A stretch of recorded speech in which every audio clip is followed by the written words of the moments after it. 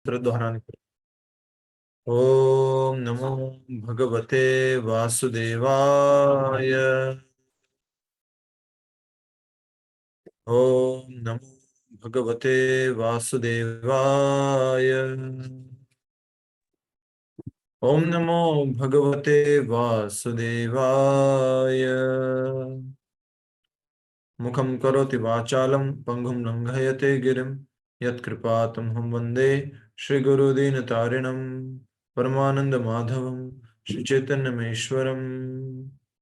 नारायणं नमस्कृत्यं नरं चैव नरोत्तमं दैवीं सरस्वतीं व्यासं ततो जयमुदीरयेत्। नष्टप्रायेषु भद्रेषु नित्यं भागवत सेवया भगवती उत्तमश्लोके भक्तिर्भवति नैष्ठिकी। हरे कृष्ण कृष्ण कृष्ण हरे हरे, हरे राम राम राम हरे हरे। हरे कृष्ण। सभी भक्तों का स्वागत है आज के श्रीमद् भागवतम कथारूप कार्यक्रम में, जिसमें हम 21वां अध्याय समझ रहे हैं और उसमें भी हम अब पुरंजन की कथा समझने का प्रयास कर रहे हैं। और ये पुरंजन की कथा का आधार इस प्रकार से है कि जो प्राचीन बरहिचित थे, जो कि अलग अलग प्रकार के नाम जप कार्यक्रम में व्यस्त थे। क्या ऐसा था प्राचीन बरहिचित? नहीं प्रभु, यज्ञ में यस, अलग अलग प्रकार के यज्ञों में व्यस्त थे, अलग अलग प्रकार के यज्ञ किया करते थे। और एक यज्ञ समाप्त नहीं हुआ कि दूसरा यज्ञ, और उस यज्ञ में उनका मुख्य उद्देश्य क्या होता था? पशु बलि। वो पशु बलि चढ़ाना चाहते थे और इसलिए वो यज्ञ के बाद यज्ञ, एक यज्ञ के बाद यज्ञ किए जाते थे। अब उनके जो 10 पुत्र थे, वो जब तपस्या करने के लिए गए थे तो उनको वहां पर कौन मिलते हैं? नारद मुनि, राइट? शिव जी मिलते हैं। अच्छा, ठीक है। तो वहां पर उनको शिव जी मिलते हैं। थोड़ा सा आपको याद रहे, एकदम से आपके माइंड में तुरंत आ जाए, इसके लिए मैं इस तरह से कभी कभी बोलता हूँ। तो वहां पर शिव जी मिलते हैं और शिव जी जो है वो इन प्रचेताओं को कहते हैं कि आप भगवान श्री कृष्ण के भक्त हैं, इसलिए मुझे बहुत क्या है, इशारा करके बताओ, इसलिए आप सब लोग मुझे क्या है, बहुत प्रिय हैं, बहुत प्रिय हैं आप। तो एक प्रकार से कह सकते हैं कि भगवान शिव ने कहा कि मुझे मेरे भक्तों से भी अधिक प्रिय भगवान श्री कृष्ण के भक्त हैं। फिर उन्होंने रुद्र गीत जो बताया, जिसके माध्यम से आगे जाके प्रतिदिन इन प्रचेताओं ने भगवान की आराधना की, भगवान का पूजा किया। और ये सब चल ही रहा था 10,000 वर्षों तक। इस बीच में नारद मुनि पहुंच जाते हैं किनके पास? प्राचीन वैश्य के पास, प्राचीन बरहिचित के पास, जो कि एक प्रकार से प्रजापति थे। वो अलग अलग प्रकार के यज्ञों में लिप्त थे और यज्ञों का उद्देश्य था पशु बलि, पशु हत्या एक प्रकार से। तो नारद मुनि उन्हें जाकर के निर्देश देते हैं, शिक्षा देते हैं, समझाते हैं और अंत में उनको बताते हैं कि ऊपर देखो। और ऊपर क्या दिखाया उन्होंने? पंखा, राइट? पशु बलि जो बलि दिए थे, बलिया नहीं माता जी, पशु दिखाए, वो सारे पशु दिखाए जो उन्होंने हत्या में उपयोग किए थे, पशु बलि में उपयोग किए थे, वो सारे के सारे पशु दिखाए। होस्ट से रिक्वेस्ट है, एक्टिव हो जाइए प्लीज माइक ऑफ करने में जी। तो सारे पशु जो है उनको दिखाए नारद मुनि ने, और फिर उन्होंने कहा कि देखो ये सारे पशु तुम्हारा इंतजार कर रहे हैं और ये तुम्हें खाने के लिए उत्सुक हैं। तुम्हें इसी बात को समझाने के लिए मैं तुम्हें एक कथा सुनाता हूं। और वो कथा किसकी थी? पुरंजन की। और पुरंजन कौन है? हम ही लोग हैं जो हम सब लोग पुरंजन हैं। पुरंजन, पुरंजन का अर्थ क्या समझाया था कल, याद है किसी को? पुरंजन क्या अर्थ था? शरीर रूपी महल प्रभु। नहीं प्रभु जी, शरीर रूपी महल। क्या मतलब? पुनर्जन्म ले, हम लोग बार बार पुनर्जन्म लेते हैं, अलग अलग शरीरों में, अलग अलग योनियों में हम जन्म लेते हैं। हाँ, पूरा पूरा बार बार पुनः पुनः जन्म लेना, कल ये पुनर्जन्म। हमने तो बताया था माता जी। महल रूपी शरीर। नहीं ठीक है। प्रभु जी, उसमें तो वो जब बार बार जन्म लेने के बाद वो जब उसको एक 9 द्वारों वाला जो है वो मिलता है, शहर मिलता है, तब वो उसके अंदर प्रवेश करता है। उससे पहले वो बहुत सारे नगरों में घूम चुका है पुरंजन। जी, तो उसको यही कहा जा रहा है ना माता जी, अनुवाद में भी लिखा हुआ है ना, प्रभुपाद जी लिख रहे हैं यहाँ पर, वह जो पूर्व रूपी शरीर को भोगता है, पुरंजन, जो शरीर भोगता है उसको पुरंजन कहा गया है। हम भी शरीर से माध्यम से भोग करने का प्रयास कर रहे हैं। तो अलग अलग जन्मों के बाद या अलग अलग जन्मों में अलग अलग शरीरों में जो भी शरीर था उसके माध्यम से हम भोग करना चाह रहे थे। अब जाके हम समझ रहे हैं, एक समय पांचाल देश में पुरंजन नाम का एक राजा रहता था, जो अपने वीरता भरे कार्यों के लिए अत्यंत विख्यात था। उसका एक मित्र था, अविज्ञात, अनजान अर्थात परमात्मा, जिसके कार्यों को कोई नहीं समझ सकता था। रहने के लिए उपयुक्त स्थान की खोज में राजा पुरंजन ने संपूर्ण विश्व का भ्रमण किया, परंतु फिर भी उन्हें अपना मन प्रिय स्थान नहीं मिला। अर्थात ऐसा आत्मा को कोई शरीर नहीं मिला जिसमें सारे के सारे भोग कर सके, क्योंकि हर शरीर में क्या होती है, लिमिटेशन। उस लिमिट से ज्यादा हम भोग नहीं कर सकते। क्या संभव है? क्या हम लिमिट से अधिक भोग कर सकते हैं? नहीं। आज रसगुल्ले लाके दे दिए जाए, बहुत सारे 51 रसगुल्ले, फिर उसके बाद नहीं चलो इतना तो खा लूंगा मैं, 101 रसगुल्ले, इतना भी नहीं खा खा लूंगा, सकते, थोड़ा का नहीं बहुत खा तो सकते फिर भी। हैं। ये हर शरीर की क्या है, लिमिटेशन।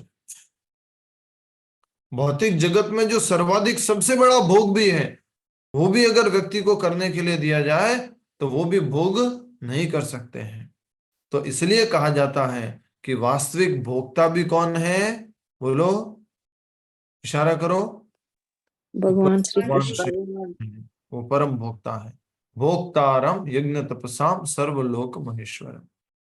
अभी भी बहुत बड़ी एक रील वायरल चल रही थी, प्रेमानंद महाराज जी से कोई पूछता है कि मुझे 10,000 सुंदर युवतियां चाहिए भोगने के लिए, तो प्रेमानंद महाराज जी कुछ उसका उत्तर देते हैं।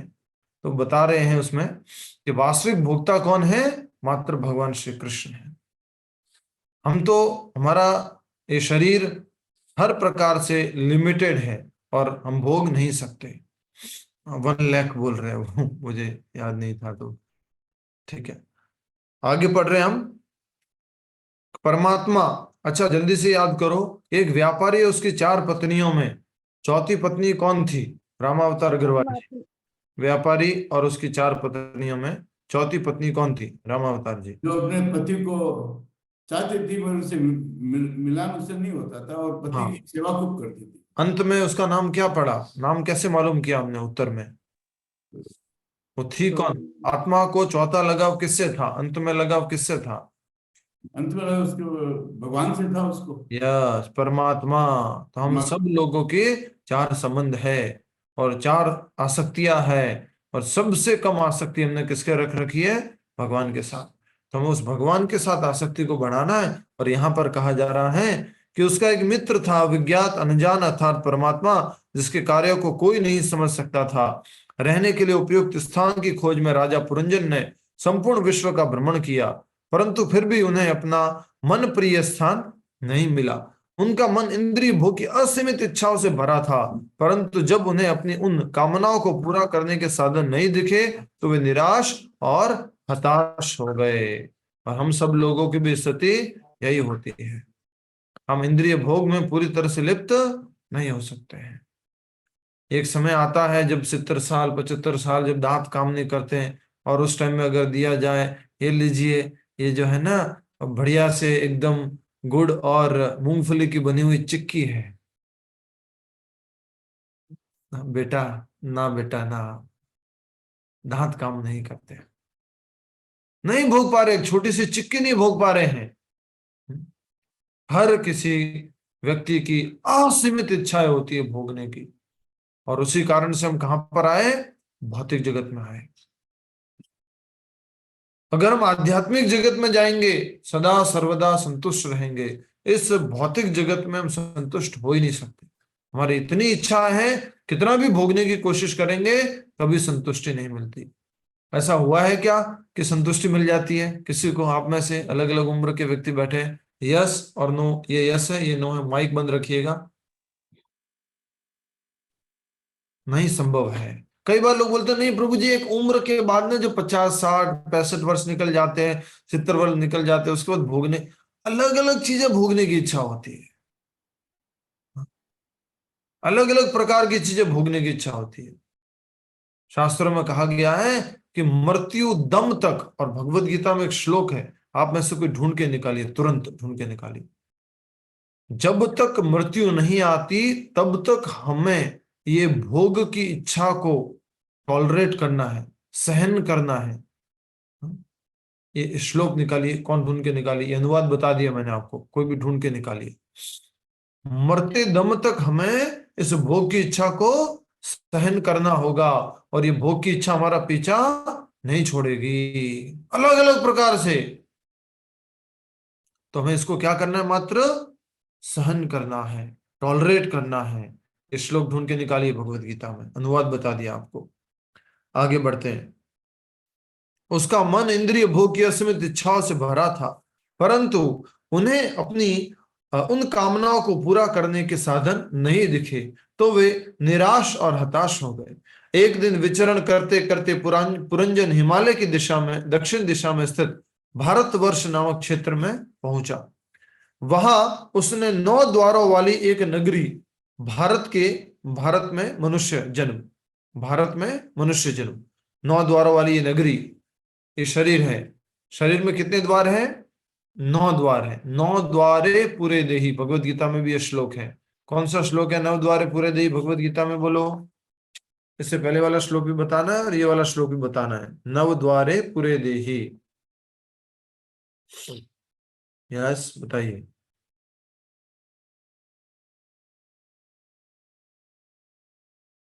कौन बताएंगे?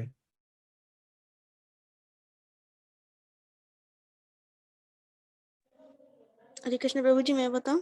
हाँ, 2 आंख, 2 कान, नहीं, 1 नाक।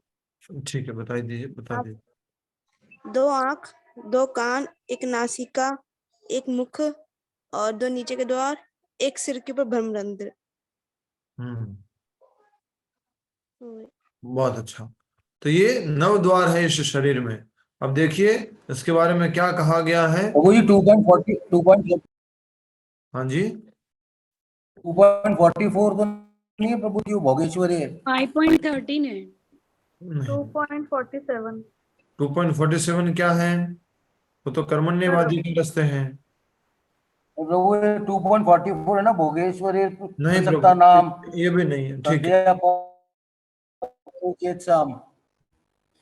आगे। भोगैश्वर्य प्रसक्ता नाम त्यापहृत चेतसाम। आगे।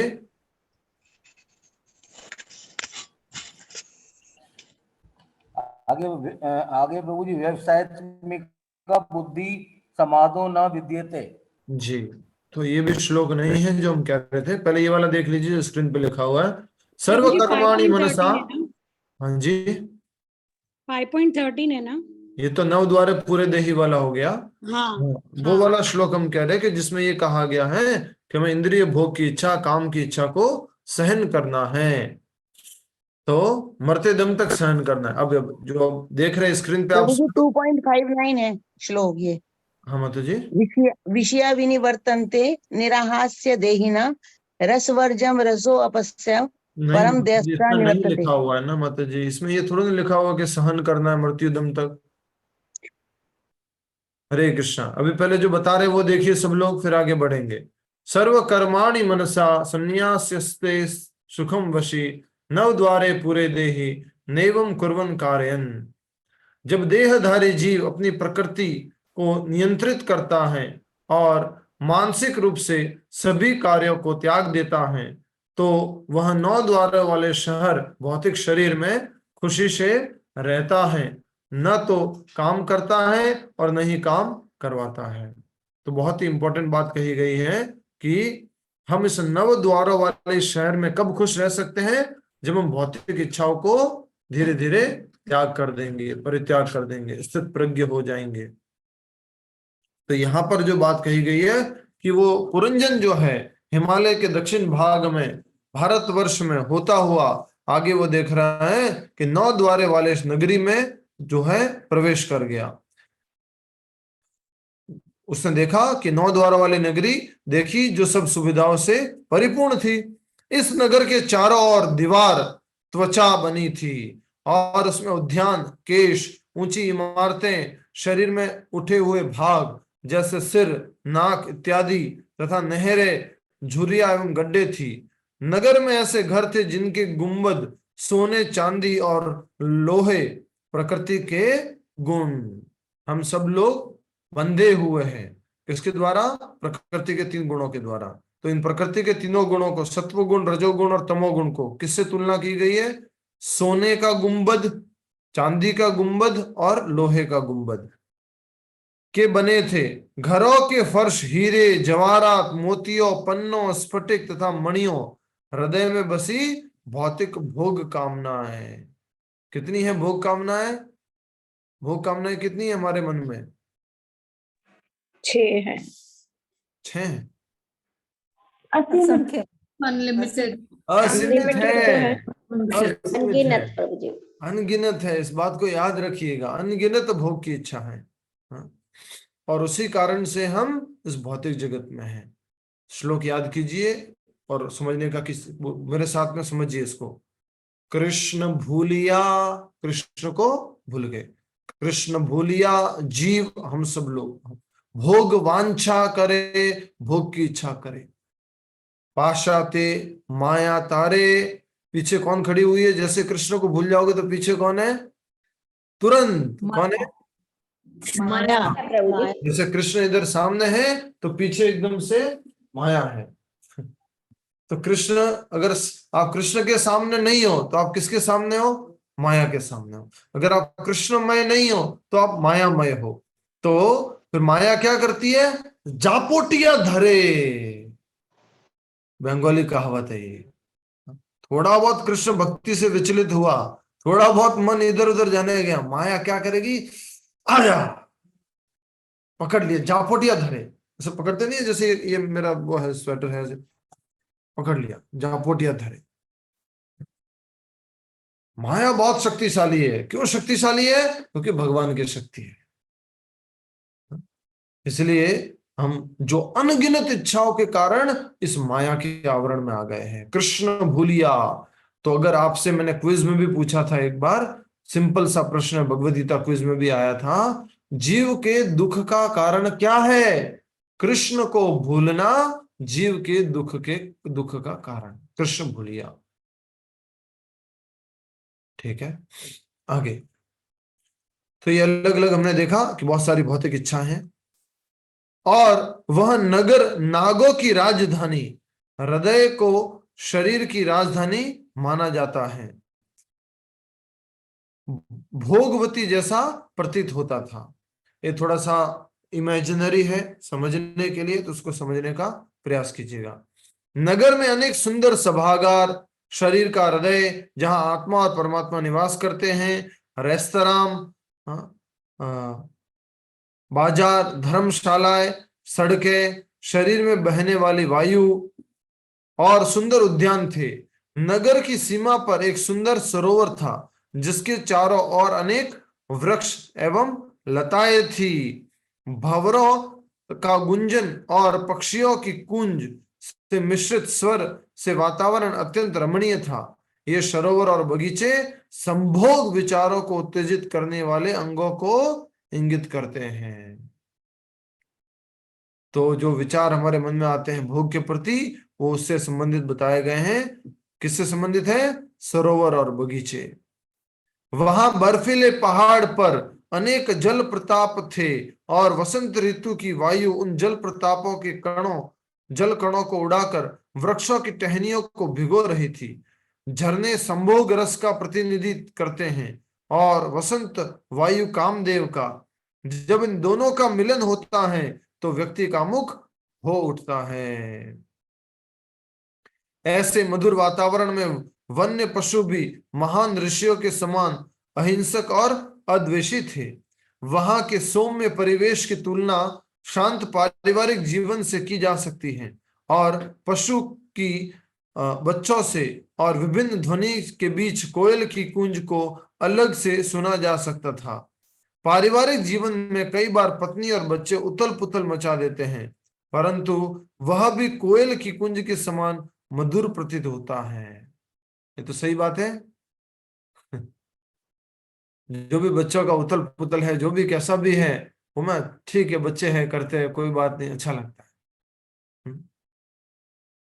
इस उद्यान में जो भी आता वह उस मोहक वातावरण से आकर्षित होकर वहां आराम करने का विचार करने लगता। समझ रहे हैं आप? इस उद्यान में जो भी आता वो यहाँ पर रहना चाहता है। इस शरीर में जो भी आया, इस जगत में जो भी आया, इस पारिवारिक उद्यान में जो भी आया, उस परिवार में ही रहना चाहता है। किसी और परिवार में कहीं और छोड़ के कहीं नहीं जाना चाहता है। ठीक है।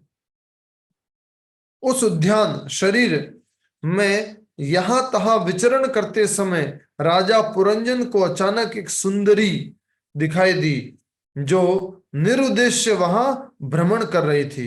युवा अवस्था में जब कामेच्छा जागृत होती है तो पुरुष अपनी बुद्धि के माध्यम से स्त्री की खोज करता है, चाहे वह सक्रिय रूप से करे अथवा अपनी कल्पना से। उस युवती के साथ 10 सेवक थे, 5 इंद्रिया और 5 कर्मेंद्रिया, और प्रत्येक सेवक की सैकड़ों पत्नियां इंद्रियों की इच्छाएं थी।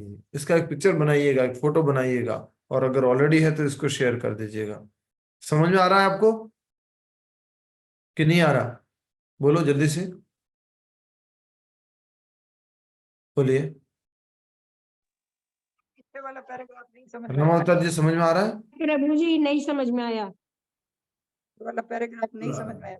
हाँ, अभी खाली यहां तक समझिए कि इसको खाली अभी वो पिक्चराइजेशन कर रहे वैसा समझिए कि एक पुरुष है और वो एक स्त्री से आकर्षित हो गया, और उस स्त्री के शरीर में बहुत सारी अनगिनत इच्छा है, क्योंकि उसके शरीर में क्या है? इंद्रिया है, और हर एक इंद्रिय की कितनी इच्छा है?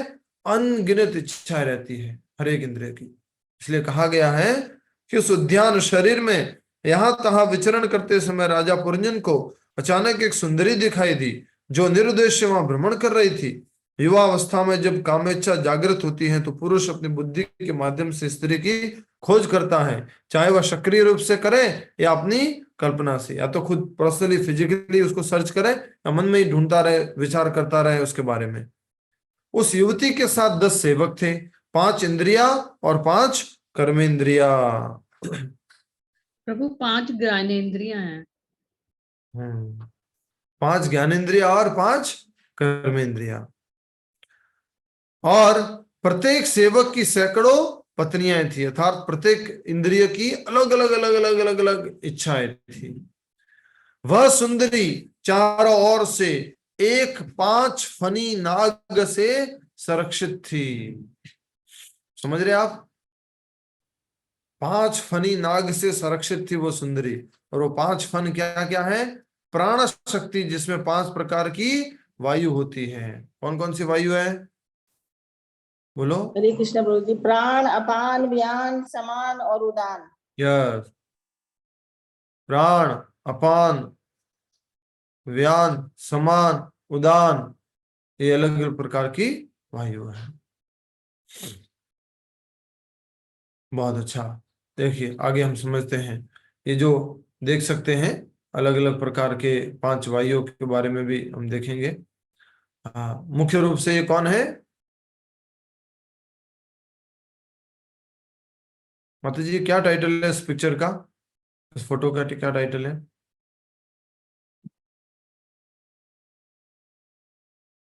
यस माता जी, लतिका माता जी। प्रभु जी हम आपको अभी बताते हैं। So how did you share what it is? Prabhu ji, this is from the 4th canto itself. अच्छा, Yeah. And I think it's related to what you're reading. ठीक है, आगे बढ़ते हैं, इसको स्क्रीन ऑफ कर दीजिए। हरे कृष्णा प्रभु जी, इसमें लिखा हुआ है ना, राजा पुरंदर ने अनेक यज्ञों में कई पशुओं का वध किया था, जिसके फलस्वरूप उसकी मृत्यु के पश्चात वे ही पशु उसे अपने सींगों से इस प्रकार बींध रहे थे मानो कुल्हाड़ियों द्वारा पुरंदर के टुकड़े टुकड़े किए जा रहे हैं। यस, आइए पहले इसको एक बार पढ़ेंगे तो हम समझ पाएंगे। जो माता जी ने बताया पीछे वाला, वो भी ठीक बात है। वह सुंदरी चारों ओर से एक 5 फनी नाग से संरक्षित थी। प्राण शक्ति, जिसमें 5 प्रकार की वायु होती है, ये गीता में पढ़ चुके हैं। हमारे शरीर को चलाने के लिए कितने प्रकार की वायु है? 5 प्रकार की वायु है। प्राण, अपान, उदान, समान, व्यान। उसकी तुलना अंगरक्षक से की जाती है। उसके अभाव में व्यक्ति एक क्षण भी जीवित नहीं रह सकता। वह युवती आतुरता से एक उपयुक्त पति की खोज कर रही थी। स्त्री बुद्धि का प्रतिनिधि करती है और चेतना अर्थात पति के नाक अर्थात यस, स्त्री बुद्धि का प्रतिनिधित्व करती है और चेतना अर्थात पति के बिना कार्य नहीं कर सकती। उस सुंदरी को यहाँ युवती बताया गया है, अर्थात बुद्धि नूतन होनी चाहिए। उस युवती के नाक, दांत और मस्तक अत्यंत सुंदर थे और उसके कानों में लटकते कुंडल उसके मुख की शोभा को बढ़ा रहे थे। भौतिक जीवन में व्यक्ति बुद्धि रूपी शरीर का उपयोग इंद्रिय भोग के विषयों का आनंद लेने के लिए करता है। उस युवती की कटी तथा नितंब अत्यंत सुंदर थे और उसने पीले रंग की साड़ी पहनी थी। उसकी कमर पर सुनहरी करधनी बंदी थी। चलते समय वह लज्जापूर्वक अपनी साड़ी के एक छोर से अपने 2 सुडौल स्तनों को बारंबार ढकने का प्रयास कर रही थी। वह सुंदर युवती को देखकर मन में उठे आनंद का वर्णन है। ठीक है, इसको समझिएगा। 2 स्तन आसक्ति और द्वेष के प्रतीक हैं, जो एक ही सिक्के के 2 पहलू होने के कारण एक दूसरे से अभिन्न हैं। आसक्ति और द्वेष।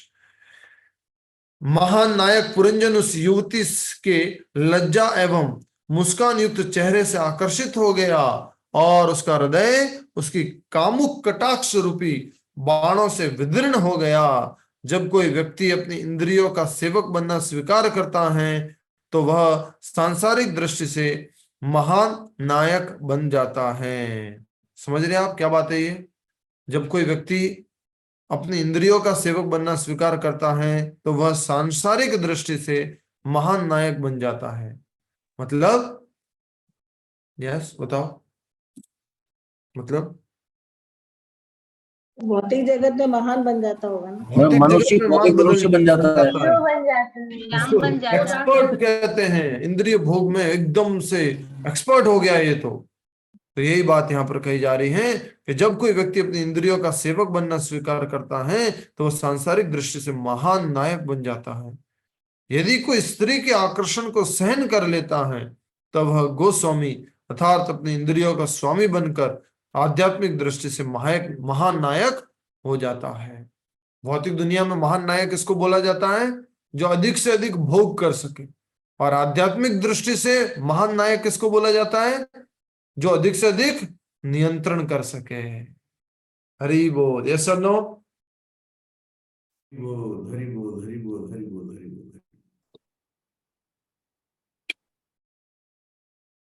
अच्छा, जल्दी से बताओ, जो इंद्रियों का दास है उसको क्या बोलते हैं?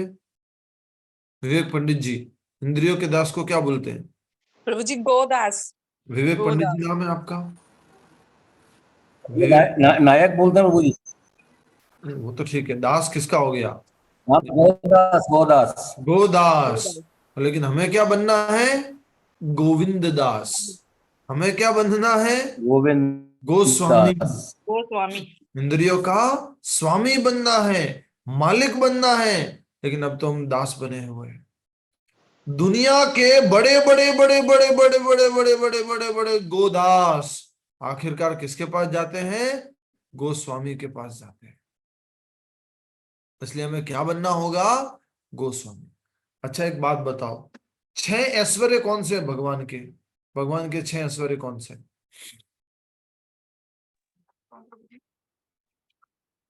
भगवान के 6 ऐश्वर्य सुशील कुमार जी बताएंगे। 6 ऐश्वर्य भगवान के। प्रभु जी हरे कृष्णा। सुशील कुमार जी। प्रभु धन, सौंदर्य, बल। ठीक बात है, बल बढ़ते रहो आगे। रामावतार जी मदद करेंगे, ऐड करेंगे इसमें।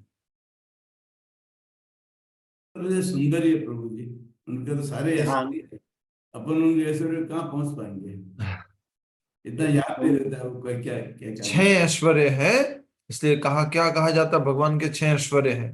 तो किसी ने उत्तर दे दिया है। ठीक है, हम बता रहे हैं, ध्यान से सुनिएगा। सुशील जी ने हमें कुछ बता दिए थे।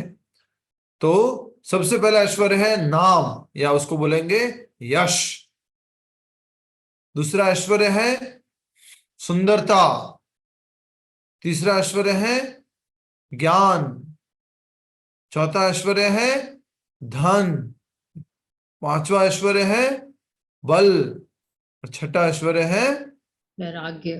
त्याग, वैराग्य। ये 6 ऐश्वर्य है। ये 6 के 6 ऐश्वर्य हमारे अंदर भी पाए जाते हैं। क्यों पाए जाते हैं? क्योंकि हम तो भगवान के ही अंश है ना। भगवान के अंश हैं। अब मैं जो बात बोलने जा रहा हूं उसकी तरफ ध्यान दें।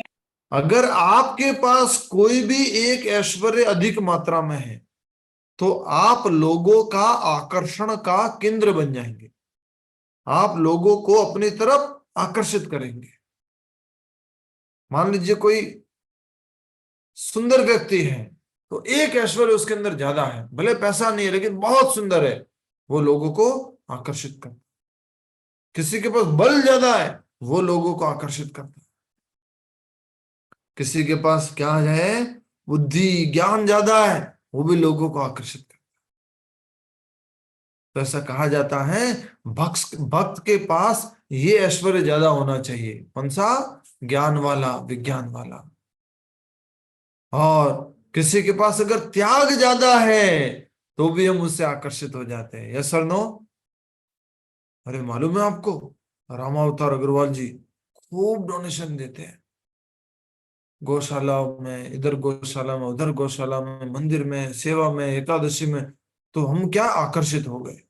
तो हमारे पास ये ऐश्वर्य, हम भक्त लोग हैं तो हमारे पास क्या ऐश्वर्य होना चाहिए? त्याग और ज्ञान का ऐश्वर्य होना चाहिए। हमारे पास किसका ऐश्वर्य होना चाहिए? बोलो बोलो सभी लोग क्लास में बैठे हुए। त्याग और ज्ञान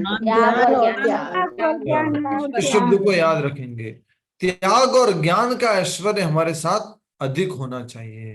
लेकिन हम तो कौन से ऐश्वर्य को लेने की कोशिश करते रहते हैं? माया, धन को। धन को। बड़ा घर सबको आकर्षित करेगा। प्रभु जी लोग भी आएंगे तो कहेंगे वाह क्या बात है, बहुत बढ़िया बना दिया। हम ऐसे ऐश्वर्य को लेने की कोशिश करते हैं। अभी हम आए हुए हैं एक जगह पर जो गाजियाबाद से भी बहुत आगे है, और एक बहुत बड़ा वेयर हाउस बनाया है जो कि 2,50,000 स्क्वायर फीट में कुछ है बना हुआ, और 30 एकड़ भूमि में ये फैला हुआ है। बोल रहे हैं कि भारत का सबसे बड़ा वेयर हाउस है, एफएमसीजी कंपनी का, और ये हिंदुस्तान लीवर को ये दे रहे हैं। तो हम ये कहना चाह रहे हैं कि हम सब लोग जो ऐश्वर्य, धन का ऐश्वर्य, उसको तो बहुत बढ़ाते हैं और उसको देख करके हम आकर्षित होते हैं। लेकिन हमें कौन सा ऐश्वर्य बढ़ाना है? ज्ञान और त्याग का। Very important. हरे कृष्णा प्रभु जी। मैं अभी आपके पास उस दिन आया था, हाँ तो उस दिन में आपसे पहले अनुराग प्रभु ठाकुर जी से मिला था। हाँ वो जो पीली टंगी टंगी अटल चुंगी के पास में है, हाँ वो मेरे सगे जी के गुरु है। तो सगे जी का फोन आया था कलकत्ता से, तो उनसे जरूर मिल के आना। वो आपको याद, उसको कन्या जी कहते हैं, कन्या जी। अच्छा, तो अच्छा लगा। चलिए आपके इस्कॉन की वर्गी सबकी, क्योंकि आपने कंठी पहन ली होगी, तो इस्कॉन वालों ने पहना दी, क्या करें। इस्कॉन तो बाहर की संस्था है, आप कहाँ उसके साथ लग गए। मैंने कहा साहब ये एक बात बता दीजिए इस्कॉन वाले जितना प्रचार करते हैं, जितना भगवान कृष्ण के लिए सब कुछ करते हैं, आप लोग यस के करते हैं क्या? आप अपने कथा यहाँ करके रह जाते हैं, वो रोड पे घूम के प्रचार करते हैं, हम उनसे अप्रिशिएट और सारा गौर करते पैसा वहां भेजते हैं, कोई पैसा वहां नहीं भेजते हैं। यहाँ मंदिर तो पूरा होता है नहीं, वहां क्या भेजेंगे? तो मैंने उनकी थोड़ी सी बहस कर दी थी, फिर मैंने कहा हरे कृष्ण प्रभु जी, मेरी बात को छोड़िए, मैं आपका भी सेवक हूँ, उनका भी सेवक, ये बोल के मैंने नहीं किया था। सब लोगों के मतलब सब लोग जलते हैं आप लोगों से। बिल्कुल बिल्कुल ठीक बात है। हमारे अंदर इतना दृढ़ विश्वास होना चाहिए कि प्रभुपाद जी ने जो हमें दिया है ना, दुनिया का कोई भी व्यक्ति नहीं दे सकता है। इस बात को अच्छे से समझ लेना। इस भक्ति को इतना क्लियरली और कोई नहीं समझा सकता है, मात्र प्रभुपाद जी समझा सकते हैं। क्योंकि मैं आपको बताता हूं कि क्यों समझा सकते हैं, पहले भी बताया, फिर से बताता हूं। क्योंकि एक पति और पत्नी जो होते हैं वो कम से कम 30-40 साल से अगर साथ में रह रहे हैं तो एक दूसरे के मन को, एक दूसरे के भाव को अच्छे से समझ सकते हैं। एग्जाम्पल दिया था मैंने कि अगर साइन लैंग्वेज की बात करें, इशारों की भाषा की बात करें, मैं इशारों की भाषा में पीएचडी करके आ गया, पोस्ट ग्रेजुएशन में पूरा डॉक्टरी लेकर के आ गया, और उस पति पत्नी के घर में जाता हूं जो 40 साल से आपस में साथ में रहते हैं, और पति ने मुझे बिठाया और पत्नी को कुछ इशारा किया, वो इशारा किसको अधिक समझ में आएगा? पत्नी को ही समझ में आएगा कि मुझे समझ में आया, मैं तो पीएचडी करके आया इशारों की भाषा में। भाव कौन समझ सकता है? वो पत्नी समझ। उसी प्रकार से भगवान श्री कृष्ण का शुद्ध भक्ति समझ सकता है कि भगवान श्री कृष्ण वास्तव में क्या चाहते हैं। हम सब लोग परम सौभाग्यशाली हैं कि हम श्रील प्रभुपाद जी की शरण में हैं, एकदम प्रामाणिक संस्था के साथ में है। यस, हमारी संस्था में आपस में कुछ जो है लड़ाई हो गई, आपस में कुछ जो है थोड़ा बहुत ऊपर नीचे कुछ हो गया, कोई पर्सनली कोई प्रभु जी, कोई स्वामी जी अपने स्थान से गिर गए, वो सब अलग बात है। लेकिन जो इसका सिद्धांत है वो पूरी तरह से प्रामाणिक है और क्या कहेंगे, सबसे अधिक सही है। मेरी वाइफ ने मेरे को रोका था, कहीं ये इनसे ज्यादा बेस्ट में नहीं उलझ जाए, तो रोक दिया उन्होंने, पकड़ गया, समझ गए वो आज ये तो हरकृष्णा में लग गए और ये हरकृष्णा के खिलाफ है, तो उसने फट मेरे को पैर से दबा के रोक दिया, बोलो जी, ध्यान रखना, थोड़ा सा मर्यादा रखते हुए। जो भी सन्यासी जी स्वामी जी हैं, हमें तो उनके प्रति भाई कोई बुरा कहना नहीं है, नहीं हमें उनके प्रति कोई असम्मान की भावना है, हम तो सबका आदर करते हैं, प्रणाम करते हैं। बस हम, हमारे को मालूम है कि हमें ये मालूम नहीं है कि किसकी दुकान में 24 कैरेट सोना मिल रहा है, हमें तो ये मालूम है कि हमारी दुकान में तो 24 कैरेट सोना मिल रहा है। ठीक बात है। इस बात से हम संतुष्ट रहते हैं। ये बहुत बड़ी भ्रांति है दुनिया में कि इस्कॉन का पैसा बाहर जाता है, बाहर जाता है। और एक आदमी ने, मैंने इसके ऊपर वीडियो बनाया था, आप लोगों को भेजा भी था, एक आदमी हुए हैं मिस्टर राजीव दीक्षित जी। उन्होंने जो है 2005 में टैक्स के ऊपर बोला था कि मंदिरों पर टैक्स नहीं लगता, मंदिरों पर टैक्स नहीं लगता, और ये मंदिर का पैसा जो है लोग ऐसे ही उपयोग कर लेते हैं। और आपको मालूम है अब तो विदेशी कंपनी को भी मालूम पड़ गया कि जो है मंदिरों पर टैक्स नहीं लगता, तो विदेशी कंपनी ने खुद ने अपने मंदिर खोल दिए हैं, और कंपनी अमेरिका की है, उस कंपनी का नाम जो है इस्कॉन है। मैं हवा में बात नहीं कर रहा, ऐसे वो बोल रहे थे। अरे भाई, ये कंपनी अमेरिका की नहीं है। इस कंपनी का पहला ही अक्षर जो है, पहला ही जो अक्षर है उसका नाम है आई, और आई मतलब इंटरनेशनल। आई अमेरिका नहीं होता है, अमेरिका के लिए ए आता है। इंटरनेशनल सोसाइटी है ये, और पूरी दुनिया में कृष्ण भावनामृत का प्रचार कर रहे हैं। अगर ये अंग्रेजी संस्था होती तो लोगों को क्या सिखाती? पैंट शर्ट पहनना सिखाती, बड़े बड़े बाल रखना सिखाती, मॉडर्न चीजें सिखाती, क्रिश्चियनिटी या ऐसा कुछ सिखाती। लेकिन क्या सिखा रहे हैं? हमारी संस्कृति। भारत के बाहर, चलो भारत में तो ऐसा कर, भारत के बाहर भी सब लोगों को सेम ही चीज सिखा रही है। और बहुत बढ़िया बात की रामा अवतार जी ने, भारत में तो मंदिर बन नहीं रहा और आप कहते हो पैसा बाहर भेज रहे हैं।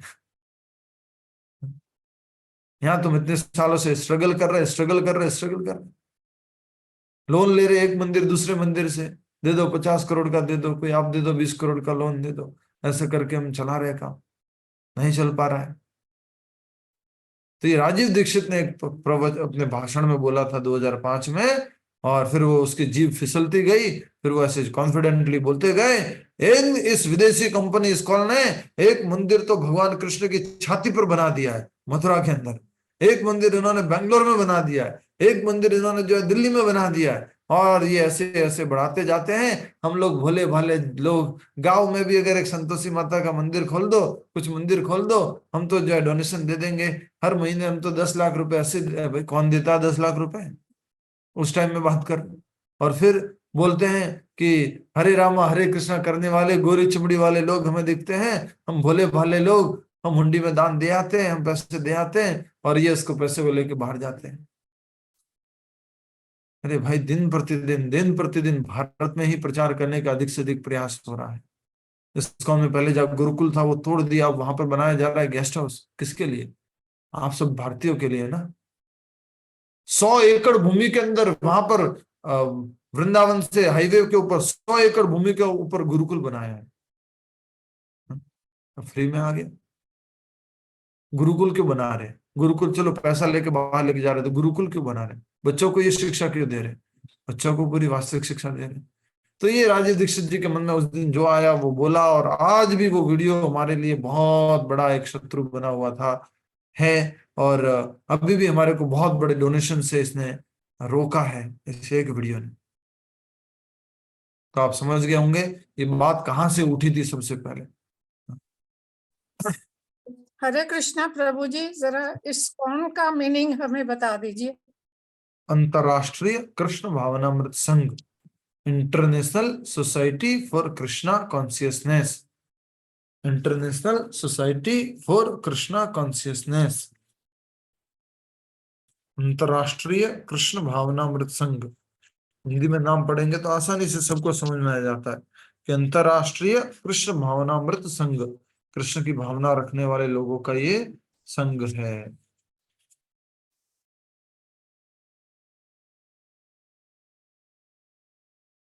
ठीक है, international society for Krishna consciousness. ये अपने एग्जाम में भी डाला था हमने, भगवत गीता का जब एग्जाम हुआ था, सबने सर्टिफिकेट तो ले लिया है। ठीक है, आगे बढ़ेंगे। इसी बात को हम समझ रहे थे, पुरंजन की बात को, और इसका प्रतिनिधित्व की बात हुई तो बुद्धि जो है स्त्री का प्रतिनिधित्व करती है। फिर हमने देखा कि गोस्वामी और गोदास, तो दुनिया में इस्कॉन जो है वो सिखाता है गोस्वामी बनना, और पूरी दुनिया, भौतिक दुनिया जो सिखाती है वो गोदास बनना सिखाती है।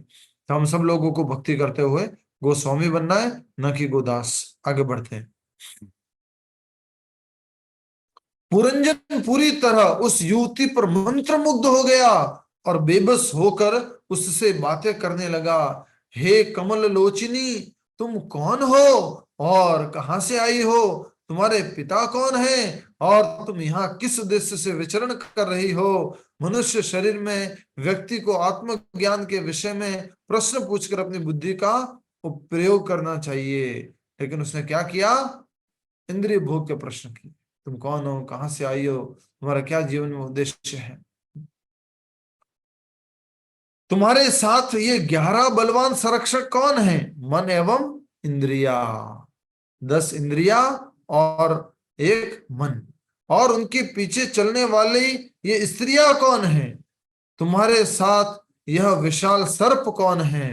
हे सुंदरी, तुम साक्षात भाग्य की देवी लक्ष्मी, विद्या की देवी सरस्वती तथा शिवजी की पत्नी उमा प्रतीत होती हो, परंतु साथ ही ऐसा लगता है कि तुम उपवन में पति की खोज करने निकली हो।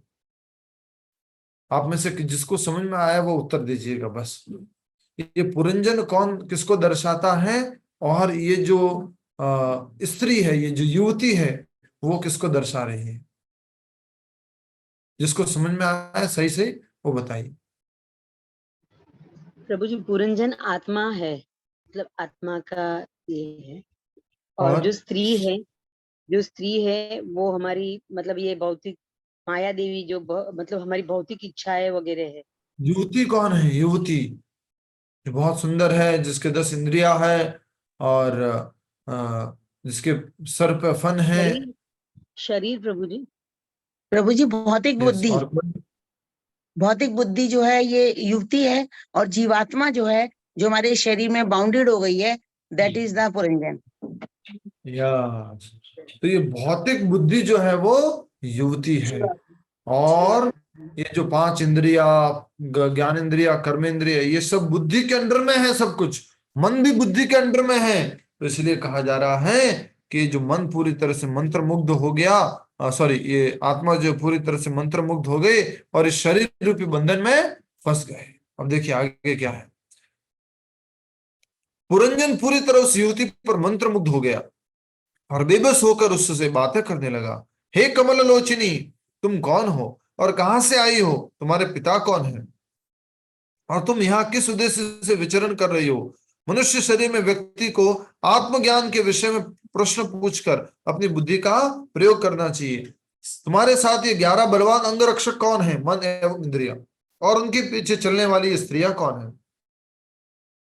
तुम्हारे साथ यह विशाल सर्प कौन है? हे सुंदरी, तुम साक्षात भाग्य की देवी लक्ष्मी, विद्या की देवी सरस्वती और शिवजी की पत्नी उमा प्रतीत होती हो। परंतु साथ ही ऐसा लगता है कि तुम इस उपवन में पति की खोज करने निकली हो। बुरा मत मानिएगा, साधारण भाषा में बोलूंगा। अगर सीधी सीधी भाषा में बोले तो ये पुरंजन अब क्या कर रहा है? पुरंजन क्या कर रहा है? तुम सुंदर हो, विद्या की देवी लग रही हो, तुम बहुत हो, अच्छी हो, ये हो, वो हो। फिर वो क्या करने की कोशिश कर रहा है? लड़की को छेड़ रहा है। पटाने की कोशिश कर रहा है। यस, आप शब्द बोल दिए किसी ने, 2-3 शब्द आए। पुरंजन लाइन मार रहा है, पुरंजन पटा रहा है, पुरंजन।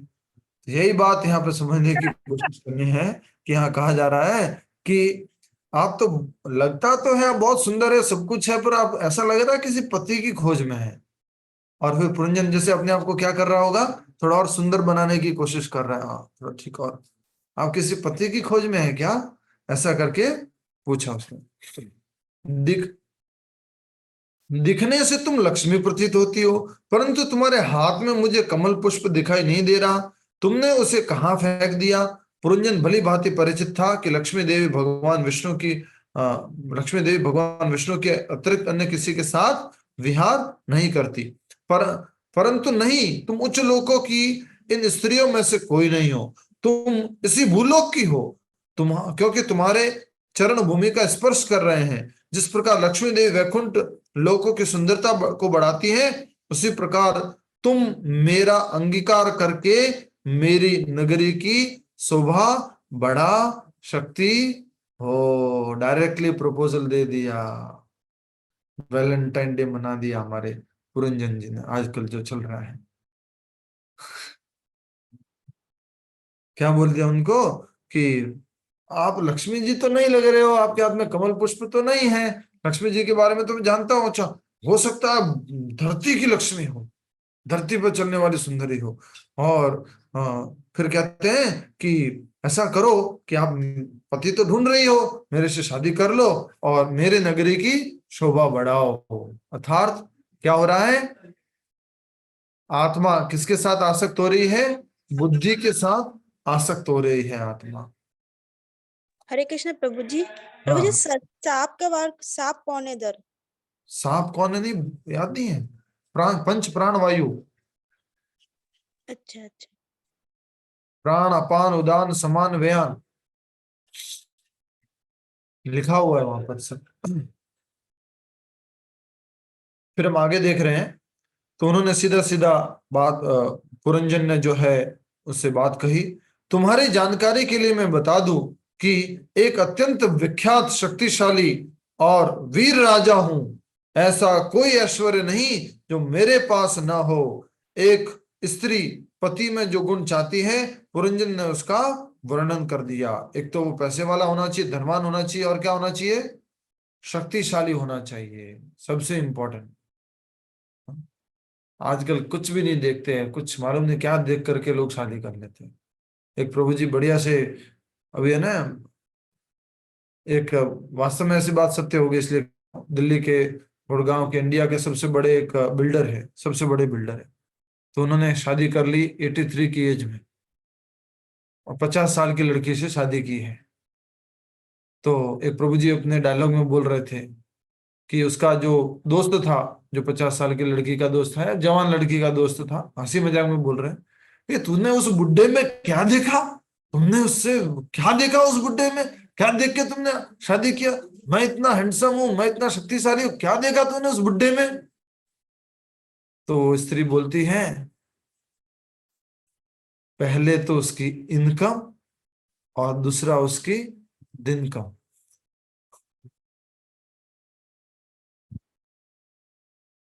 तो स्त्री क्या देख रही है, इनकम देख रही है।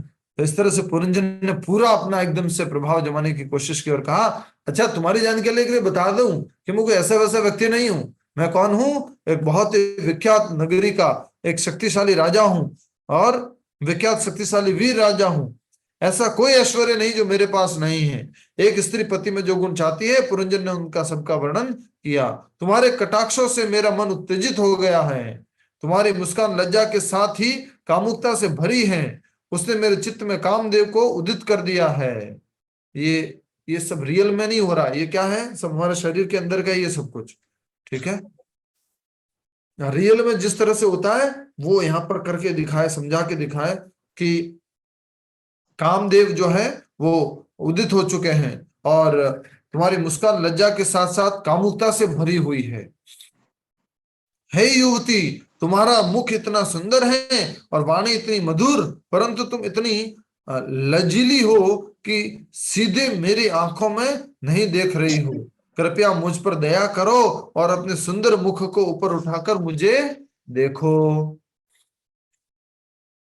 माइक बंद कर दीजिए। पुरंजन के वचन दर्शाते हैं कि वह माया के संपूर्ण रूप को देखने के लिए उत्कंठित था। वह उस युवती का स्पर्श एवं उसका भोग करने के लिए इतना आतुर था कि वह प्रणय की याचना करने लगा। परिणाम स्वरूप वह युवती भी उससे आकर्षित हो गई। इस प्रकार पुरंजन से मोहित होकर उस स्त्री ने उसका निवेदन स्वीकार किया और मुस्कुराते हुए उत्तर दिया। हरि बोल। प्रपोजल के बाद क्या उत्तर आ रहा है देखो। हे पुरुष श्रेष्ठ, मैं नहीं जानती कि मेरा जन्मदाता कौन है, न ही मैं अपने सहायकों के नाम अथवा उनका जन्म स्रोत जानती हूं। कौन कह रहा है, वो स्त्री कह रही है। यह भौतिक जगत में जीवात्मा की अज्ञानता को दर्शाता है। पूरी तरह से मैं अज्ञान में हूं, इस बात को दर्शा रहा है। मैं केवल इतना जानती हूं कि अभी मैं इस स्थान पर हूं और इसके बाद मेरा क्या भविष्य है, मुझे इसका बिल्कुल ज्ञान नहीं है। वास्तव में मैं इतनी मूर्खा हूं कि मुझे यह जानने की भी कोई इच्छा नहीं है कि मेरे निवास हेतु इस सुंदर उपवन का निर्माण किसने किया। कौन बोल रही है ये, बुद्धि। बुद्धि क्या कह रही है कि मैं बहुत मूर्ख हूं, मैं ये भी जानने का प्रयास नहीं कर रही हूं कि मेरे निवास हेतु इस सुंदर उपवन का निर्माण किसने किया। ये उपवन कौन है बोलो, ये उपवन क्या है, हमारा शरीर प्रभु जी। हमारा शरीर।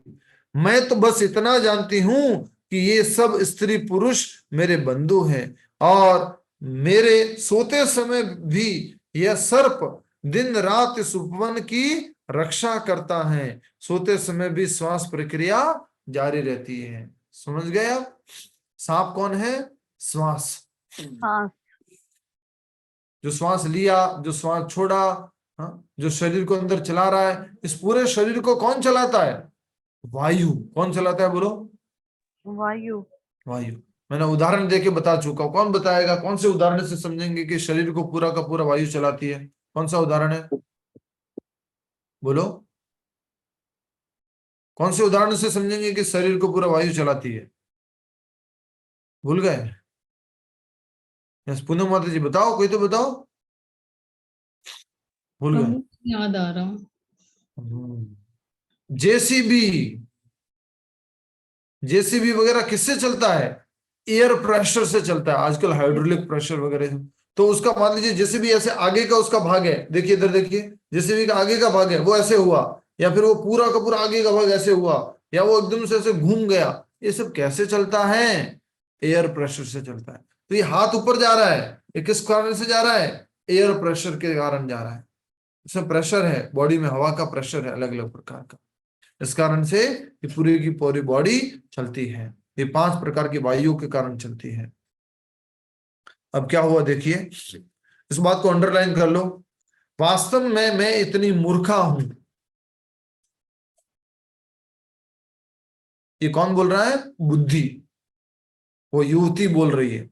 और हम सब की बुद्धि पहले ऐसी ही थी। यस और नो? बोलो, ये यस है ये नो है, बताओ, बोलो जल्दी बोलो, बहुत इंपॉर्टेंट है। यस, हम सब लोगों की बुद्धि ऐसी ही थी। कैसी थी? मूर्खा। और मूर्खा बुद्धि ने क्या किया कि मुझे जानने की भी कोई इच्छा नहीं है कि मेरे निवास हेतु इस सुंदर उपवन का निर्माण किसने किया, अर्थात ये शरीर किसने बनाया। मैं तो बस इतना जानती हूं कि ये सब स्त्री पुरुष मेरे बंधु हैं, और मेरे सोते समय भी यह सर्प दिन रात इस उपवन की रक्षा करता है। सोते समय भी श्वास प्रक्रिया जारी रहती है। हे नायक, यह मेरा सौभाग्य है कि विधाता की इच्छा से आज आप यहाँ आए हैं। मैं जानती हूं कि आपके हृदय में अपनी इंद्रियों को भोगने की तीव्र कामना है, इसलिए मैं अपने मित्रों के साथ तुम्हें सब प्रकार का भोग देने का भरसक प्रयास करूंगी। स्त्री बुद्धि का प्रतिनिधित्व करती हैं, जो परमात्मा द्वारा दी जाती हैं, और पुरंजन बद्ध जीव का प्रतिनिधित्व करता है, जो बुद्धि के माध्यम से अपनी इंद्रियों को संतुष्ट करने का हर संभव प्रयास करता है। अच्छा, एक बात बताओ, हम किसका उपयोग करके इंद्रिय भोग का प्रयास करते हैं? किसका उपयोग करते हो? बोलो, किसका उपयोग करके इंद्रिय भोग का प्रयास करते हैं? बुद्धि का। बुद्धि प्रभु जी। कैसे? कोई एग्जांपल देगा? मन और बुद्धि। कोई एग्जांपल?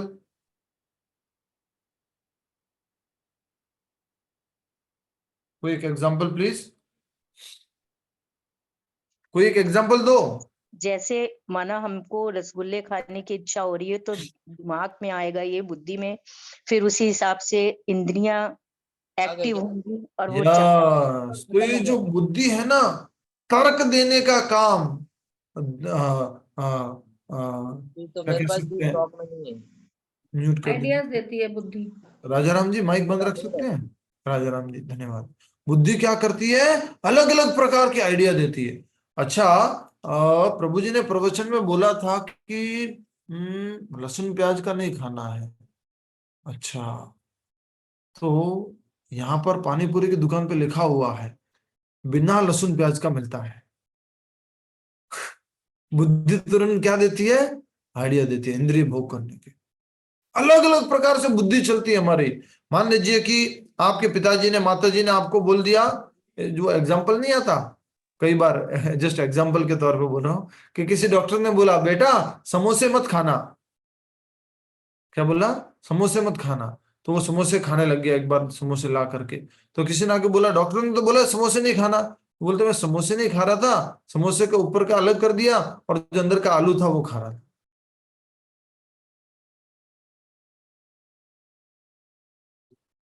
क्या कह रहे हैं? बुद्धि। बुद्धि अलग अलग प्रकार से आइडिया देती रहती है, अलग अलग प्रकार से। जैसे मान लीजिए आप लोग और कोई आइडिया दो, कोई एग्जांपल दो बुद्धि का, एग्जांपल दो प्लीज, जल्दी जल्दी जल्दी। बुद्धि तो सब कुछ चलाती है प्रभु जी, वो इंस्ट्रक्शन शरीर को वो ही देती है, उसकी वजह से हमको गंतव्य जैसे स्थान। मान लीजिए मुझे सिगरेट पीनी है, तो बुद्धि क्या देती है फिर? अरे पी ले भाई, कुछ नहीं होगा। सुबह उठ के ना 10 मिनट तू बस प्राणायाम कर लियो भाई, बस तू जो है ना 10 बार वो कपालभाति कर लियो तू, और 10 बार जो है अनुलोम विलोम कर लियो, तेरा वो पी ले, कोई बात। तर्क कौन देती है? रास्ता कौन देती है? आइडिया कौन देती है? बुद्धि देती है। ये बुद्धि बहुत भयानक है। इसी बुद्धि का उपयोग करके हमें किसमें लगना है? कृष्ण भावनामृत में लगना है। जब किसी शादी में गए हुए हैं, जब घर से बाहर हैं, मंदिर से बाहर है, कहीं और गए हुए हैं और वातावरण नहीं है भक्ति करने का, इसी बुद्धि का उपयोग करना है। अब बता बुद्धि कि मैं कैसे भगवान का प्रसाद खाऊं, यहाँ तो प्रसाद नहीं मिल रहा, अब बता मुझे प्रसाद खाना है, अब बता मैं कैसे भक्तों की संगति करूं। इसी बुद्धि का उपयोग करना है कृष्ण भावनामृत का अभ्यास करने के लिए। लेकिन ये अभी हमारी बुद्धि कैसी है, भौतिक बुद्धि है। तो कहा जा रहा है स्त्री बुद्धि का प्रतिनिधित्व करती है जो परमात्मा द्वारा दी जाती है, और पुरंजन बद्ध जीव का प्रतिनिधित्व करता है जो बुद्धि के माध्यम से अपनी इंद्रियों के किसको संतुष्ट करने के हर संभव प्रयास करता है, बुद्धि का उपयोग करके। नेक्स्ट, मैंने 9 द्वारों वाली इस नगरी की व्यवस्था की है, इसमें रहते हुए तुम 100 वर्षों तक समस्त प्रकार के भोगों का संतोष पर्यंत आदर्श आनंद ले सकते हो। मैंने किसकी व्यवस्था की है? 9 द्वारों वाली नगरी की व्यवस्था की है। कौन बोल रहा है? बुद्धि बोल रही है सर पुरंदर। कौन बोल रहा है? बुद्धि तो बोल रही है ना, पुरंजन बुद्धि तो ही बोल रही है। बुद्धि बोल रही है ना, बुद्धि कंटिन्यू कर रही है। हे नायक, यह मेरा सौभाग्य है कि विधाता की इच्छा से मैं आज आपके यहाँ आई हूँ, आप यहाँ आए हैं। मैं जानती हूँ कि आपके हृदय में अपनी इंद्रियों को भोगने की तीव्र कामना है, इसलिए मैं अपने मित्रों के साथ तुम्हें सब प्रकार का भोग देने का प्रयास करूंगी। मित्रों के साथ, बुद्धि के मित्र कौन कौन है? प्रभु जी, सेंसेस, सेंसिंग एंड इंद्रियां ऑब्जेक्ट ऑफ द आदि सेंस। 5 इंद्रिय बुद्धि का प्रतिनिधित्व करती है, परमात्मा द्वारा दी जाती है। और पुरंजन बद्ध जीव का प्रतिनिधित्व करता है जो बुद्धि के माध्यम से अपनी इंद्रियों को संतुष्ट करने का हर संभव प्रयास करता है। मैंने 9 द्वारों वाली इस नगरी की व्यवस्था की है, इसमें रहते हुए तुम 100 वर्षों तक समस्त प्रकार के भोगों का संतोष पर्यंत आनंद ले सकते हो।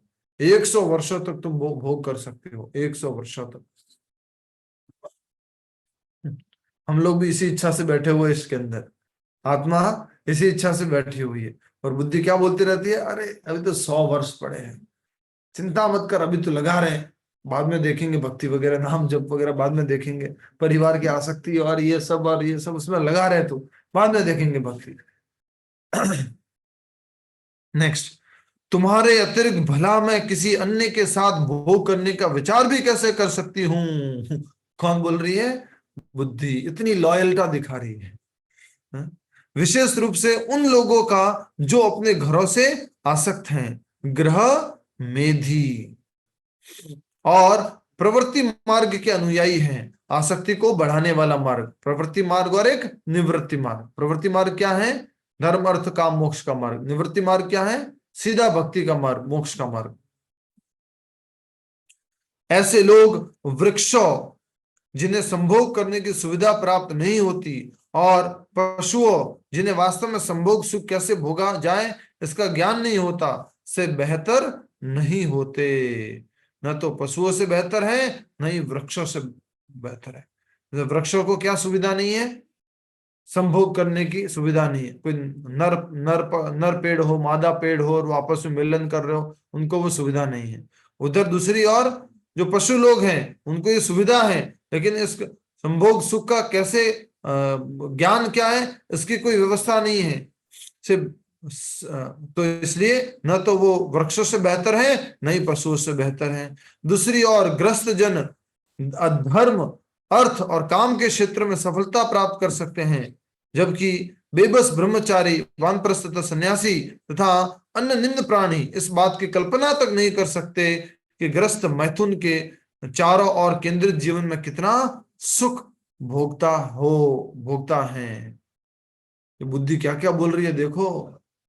हमारे को भी बोलती है बुद्धि क्या बोलती है हमारे को भी, खास करके ब्रह्मचारियों को या सन्यासियों को क्या बोलती है? वानप्रस्थ, अरे तुम लोग क्या एकदम से कोई स्त्री संग नहीं, कुछ भी नहीं, क्या है तुम्हारी जिंदगी में? कोई रस नहीं है। ग्रस्त जीवन में खूब रस है, स्त्रियों के साथ इंद्रिय भोग का सुविधा है। ये जो है ये बुद्धि अलग अलग प्रकार के आइडिया देती रहती है। इसलिए पूरा भौतिक संसार, ये चक्र चलता रहता है, चलता रहता है, चलता रहता है।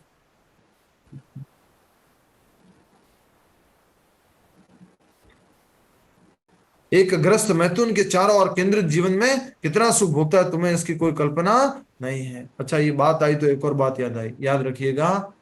ब्रह्मचारी पैसे नहीं कमाता, वानप्रस्थ पैसे नहीं कमाता, और सन्यासी पैसे नहीं कमाता। मात्र पैसे कमाने का काम कौन कर रहा है? ग्रस्त। उसको तीनों आश्रमों का ध्यान रखना है, उसके ऊपर तीनों लोग निर्भर है। ब्रह्मचारी लोग, ग्रस्त लोग, वानप्रस्थ लोग, ब्रह्मचारी, वानप्रस्थ और सन्यासी, तीनों उसके ऊपर निर्भर है। उनको तीनों की सेवा करनी चाहिए। ग्रस्त जीवन इतना यशस्वी है कि यह न केवल मनुष्य को सुखी बनाता है, अपितु इससे पितर, देवता, ऋषिगण तथा अन्य सब प्राणियों को सुख मिलता है। वास्तव में ग्रस्त जन अपने वास्तविक भौतिक कर्तव्यों का निर्वाह कर लेते हैं, परंतु अक्सर वे सच्चे कर्तव्य अर्थात भगवान मुकुंद को संतुष्ट करने में चूक जाते हैं। बाकी सारे काम कर लेते हैं, परिवार, बच्चे, धन संपत्ति, व्यापार, लेकिन ये मुकुंद को संतुष्ट करने के काम से वंचित रह जाते, चूक जाते हैं। लास्ट, हे वीर, तुम जैसे विख्यात, उदार, बलिष्ठ और सुलभ व्यक्ति को भला कौन सी युवती स्वीकार नहीं करेगी? वह कौन मूर्ख होगी जो सर्प जैसी तुम्हारी भुजाओं से आकर्षित हुए बिना रह सकेगी?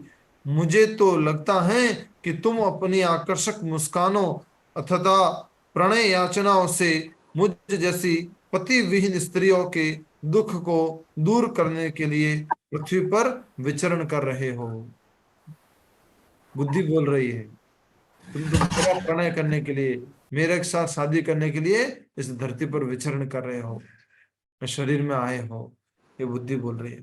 यह कहकर राजा पुरंजन और उस स्त्री ने परस्पर सहमति से उस नगरी में प्रवेश किया और 100 वर्षों तक भोग किया। राजा के आनंद के लिए अनेक पेशेवर गायक यशस्वी कार्यों के गीत गाते रहते थे। जब ग्रीष्म ऋतु में उसे बहुत गर्मी लगती तो वह सुंदर सरोवर में अनेक स्त्रियों के साथ विहार करता। नगरी की पूर्व दिशा में 2 द्वार थे, खद्योता, जुगनू, दुर्बल, बाई आंख और अविर्मुख। नगरी की पूर्व दिशा में, ठीक है, मशाल, शक्तिशाली, दाई आंख। इसके माध्यम से राजा अपने मित्र ध्युमान सूर्य के साथ विभ्राजित नगर स्पष्ट दृष्टि अथवा रूप को जाया करता था। पूर्वी दिशा में 2 अन्य द्वार थे, नलिनी और नालिनी। समझ रहे हैं आप क्या बात हो रही है? नलिनी, पहले कौन से द्वार हुए? सबसे पहले कौन से द्वार बताए, बोलो?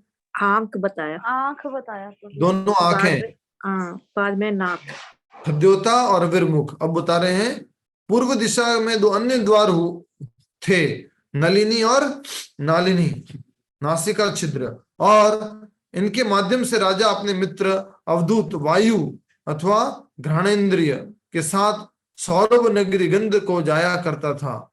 पूर्वी और स्थित 5वें द्वार मुख जो सबसे प्रमुख द्वार है से राजा अपने मित्रों रसज्ञ जीवा तथा रसनेन्द्रिय एवं विपण वाणी के साथ बहुधन विभिन्न प्रकार के व्यंजन तथा आपण वाणी नामक 2 नगरों में जाया करता था। राजा दक्षिण दिशा में स्थित पृतहु नामक द्वार से दाया कान जो कर्मकांडी अनुष्ठानों के लिए उपयुक्त होता है, दक्षिण पांचाल जाया करता था। पितृलोक जैसे उच्च लोक अथवा प्रवृत्ति मार्ग की संस्तुति करने वाले शास्त्र, और इस दौरान उसका मित्र होता था श्रुतधर। देवहुई नामक उत्तरी द्वार से बाया कान जिससे आध्यात्मिक दीक्षा दी जाती है, बाया कान जिसमें क्या दी जाती है? मंत्र दिया जाता है, दीक्षा दी जाती है। राजा उत्तर पंचाल नामक नगरी को जाता है और अधिक उच्च लोक तथा अंततः वैकुंठ अथवा निवृत्ति मार्ग की संस्तुति करने वाले शास्त्र, और इस समय भी उसका मित्र श्रुतिधरी उसका संगी बनता है। पश्चिमी दिशा में उसे आसुरी नामक द्वार से जननेन्द्रिय और विशेष रूप से असुरों के लिए होती है, जो विशेष रूप से असुरों के लिए होती है। राजा पुरंजन ग्रामक नामक ग्राम राजा पुरंजन ग्रामक नामक नगर में जाया करता था। वह स्थान जहां प्रमुख कार्य मैथुन होता है। इस समय उसका मित्र होता था दुर्पद, प्रजनन करने की योग्यता, दुर अर्थात पाप में, और मद अर्थात पागलपन। इंद्रिय भोगी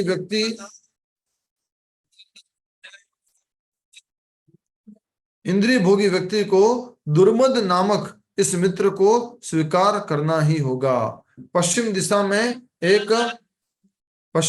में एक अन्य द्वार है, निरक्ति गुदा द्वार। यह अत्यंत पीड़ादायक द्वार है। अत्यधिक भोजन करने वाले लोग कष्टपूर्वक मल त्याग करते हैं और साधारण लोग इसी द्वार से कष्टपूर्वक शरीर त्याग करते हैं। इस द्वार से राजा पुरंजन अपने मित्र लुब्धक लोभ के साथ मिलकर वैशस नगर नामक नगरी में जाया करता था। राजा 2 अंधे व्यक्तियों का संग भी करता था। उनके नाम थे निर्वाक और पेशकृत, भुजाएं और पैर, जो न देख सके और बोल सकते हैं। इन दोनों के साथ राजा अपने विभिन्न कार्य करने के लिए इधर उधर जाया करता था, पैरों के साथ में। कई बार वह अपने प्रमुख सेवक विशुचिन अर्थात सब स्थान पर जाने वाला को क्या बोला गया है, विशुचिन, जो सब जगह जाता रहता है, के साथ अपने एक गुप्त घर में जाया करता था। जो अपनी पत्नी एवं बच्चों के संग में वह कई बार भ्रम, कई बार संतुष्टि और कई बार वास्तविक सुख का अनुभव करता, क्रमशः तमो रजो तथा सतो गुण के परिणाम। भौतिक कार्य में बंध कर जो मानसिक कल्पनाओं से उत्पन्न होते हैं, पुरंजन पूरी तरह से भौतिक बुद्धि के वश में हो गया और इस प्रकार वह ठगा गया। इतना ही नहीं, उसका पूरा जीवन अपनी पत्नी भौतिक बुद्धि की इच्छा पूरी करने में बीत गया। तो हमारा जीवन किसमें बीत रहा है? भौतिक बुद्धि की भौतिक इच्छाएं पूरी करने में प्रभु जी। दौड़ा जाए रे समय का घोड़ा। वो बहुत डिफिकल्ट चैप्टर है, कुछ समझ में ही नहीं आ रहा हमें तो। बहुत सरल है माता जी, तो नहीं अपने समझ बारे में तो समझा रहे हैं कि बुद्धि जो है उससे हम आसक्त हो गए हैं। बुद्धि से हमारी शादी हो गई है, हमारी नहीं शादी सबकी शादी हुई है, हमारी सबकी बुद्धि से। और हम प्रभु जी बुद्धि, बीच बीच में कंफ्यूजन हो रहा है। हाँ बहुत कंफ्यूजन है प्रभु, बिल्कुल समझ में नहीं आया। तो ठीक बात है, ब्लैंकेट कंफ्यूज में मत तो होइए। दिया हुआ है। और सिंपल सी बात है, इस बुद्धि से शादी मत कीजिए। आपको मालूम है विष्णु पितामह ने भगवान से कहा था, एक कथा में सुना था इसलिए बोल रहा हूँ।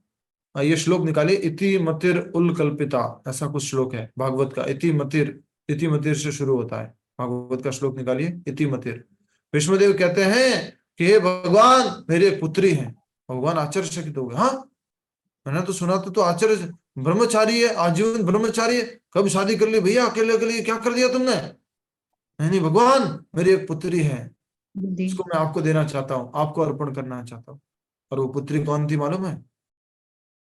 बुद्धि। तो ये हमें बुद्धि भगवान को देनी है। और भगवान भगवत गीता के 12वें अध्याय के 8वें श्लोक में क्या बोलते हैं? मयि एव मन आधत्स्व मयि बुद्धिम निवेशय, अपनी बुद्धि को मुझ में निवेश करो, अपनी बुद्धि को मुझ में निवेश करो। तो ये बुद्धि जो है, इसके बारे में बताया गया है, बुद्धि हमारे से क्या क्या नहीं करवाती। हाँ, कभी गुदा द्वार की तरफ लेके जाती है, कभी इंद्रिय द्वार की तरफ लेके जाती है, कभी जो है आंखों की तरफ लेके जाती है। और इसका बेस्ट फ्रेंड हमेशा कौन रहता है? बुद्धि के अंडर में कौन काम करता है? मन। हाँ, ये बहुत इंपॉर्टेंट बात है। लेकिन टर्मिनोलॉजी इज वेरी डिफिकल्ट। देखिए, अब मैं आपको श्लोक दिखा रहा हूँ जो भीष्म पितामह ने बोला था। एक तरह से अपनी बुद्धि को वो अपनी बेटी के रूप में कहते हैं, बोल रहे हैं कृपया करके भगवान इसको अपने शरण में ले लीजिए। भीष्म उवाच इति मतिरोपकल्पिता वितर्षणा भगवती सात्वत पुंगवे विभुम्नि स्वसुखम उपगते क्वचित विहरतुम प्रकृतिम उपेयुषी यद्भव प्रवाह। Bhishma Deva said, let me now invest my thinking filling and willing, which were so long engaged in different subjects and occupation duties in the all powerful Lord Shri Krishna. अभी तक जो मेरा सोचना, विचार करना और इच्छा करना जो है अलग अलग जगह लगा हुआ था, अब कृपया करके मैं भगवान श्री कृष्ण में लगाना चाहता हूँ. He always self-satisfied. He is always self-satisfied, but sometimes, being the leader of the devotees, he enjoys transcendental pleasure by descending to material world, although from him only the material world is created. तो भगवान के बारे में कहा जा रहा है कि वह खुद में ही संतुष्ट रहते हैं. भगवान खुद में ही संतुष्ट रहते हैं, और पर फिर भी अपने भक्तों के साथ में कुछ लीलाएं करने के लिए वो इस धरती पर आते हैं, और उन्हीं से ये भौतिक जगत भी आया है. ठीक है, तो ये पूरी की पूरी राजा पुरंजन और इसकी जो एक एल्गोरिदिक, क्या बोलते हैं इसको, एल्गोरिदिक डिस्क्रिप्शन है ये, जिसमें हम देख सकते हैं. आप में से कोई भी भक्त अगर इसका एक पेंटिंग, एक पिक्चर बना सके तो बताइएगा, कैसे ये अलग अलग इंद्रिया, कैसे कैसे ये सब बुद्धि के निर्देश पर काम करती हैं. भगवत गीता में भगवान ने बोला है ये काम का सिटिंग प्लेस कौन सा है, मन, बुद्धि और इंद्रिया. याद करो, जल्दी से याद करो. सबसे पहले नीचे क्या है, पदार्थ, पदार्थ के ऊपर इंद्रिया, इंद्रियों के ऊपर मन, मन के ऊपर बुद्धि, बुद्धि के ऊपर आत्मा, झूठा अहंकार, और अहंकार के ऊपर भी आत्मा. ठीक है, अब किसी का कोई प्रश्न तो पूछ लो, नहीं तो फिर हम गाड़ी में नेटवर्क नहीं आएगा. अभी कोई प्रश्न पूछ लो, फिर हम जब शुरू करेंगे. प्रभु कुछ समझ में नहीं आया तो प्रश्न क्या पूछा है? नहीं आया है, बहुत सारे भक्तों को आया. हमें तो प्रभु कुछ नहीं प्रभु जी समझ. अभी जो अभी आपने श्लोक दिखाया था वो थोड़ा नंबर बता दीजिए उसका. हाँ जी, ये नंबर है श्लोक का 1932. 1932. थैंक यू प्रभु जी. प्रभु जी भगवत गीता वाला जो कौन बोले थे अनुवाद, वो श्लोक मिला किसी को? अनुवाद क्या बोले थे प्रभु जी? मैंने बोला था, अनुवाद बोला था कि मृत्यु तक हमें जो है इस काम वासना को सहन करके रखना पड़ेगा.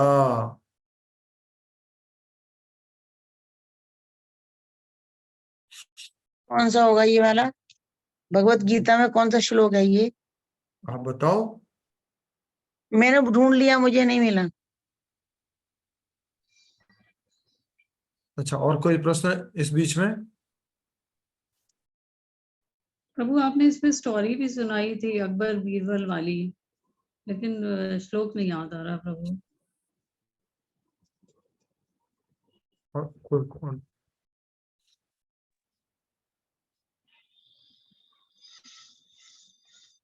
यस, प्रभु जी 6.11-12 तो नहीं है? क्या है माता जी,